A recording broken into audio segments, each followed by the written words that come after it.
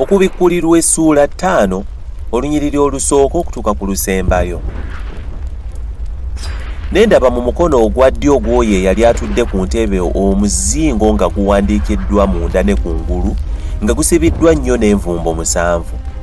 Ne ndaba malayika ow'amaanyi ng'abuuza mu ddoboozi eddene nti, ani asaanidde okubembula envumbo omusanvu n'okwanjuluza omuzingo?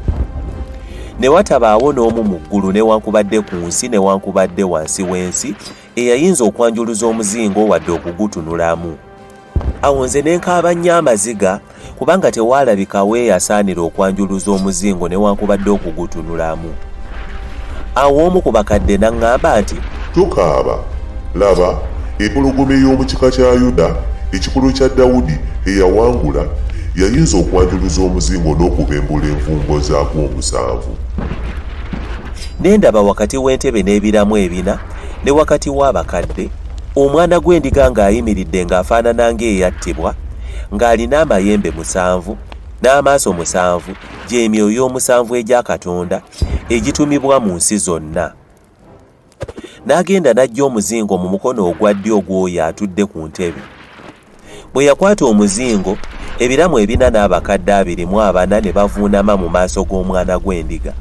Buli muntu ng'alina ennanga n'ebibi ebya zaabu ebijjudde obubaane kwe kusaba kw'abatukuvu. Ne bayimba oluyimba olujja nga bagamba nti, gwe osaanidde okutoola omuzingo n'okubembula envumbo zaagwo, kubanga wattibwa omusaayi gwo ne gununulira Katonda abantu okuva mu buli kika n'olulimi n'abantu n'eggwanga, n'obafuula obwakabaka ne bakabona ba Katonda, era be balifuga ku nsi. Awo ne ntunula era ne mpulira eddoboozi ly'abamalayika abangi bukadde na bukadde 10 nga beetoolodde entebe wamu n'ebiramu n'abakadde nga boogera n'eddoboozi ddene nti, asaanidde omwana gw'endiga eyattibwa okuweebwa obuyinza n'obugagga n'amagezi n'amaanyi n'etteeno n'ekitiibwa n'omukisa.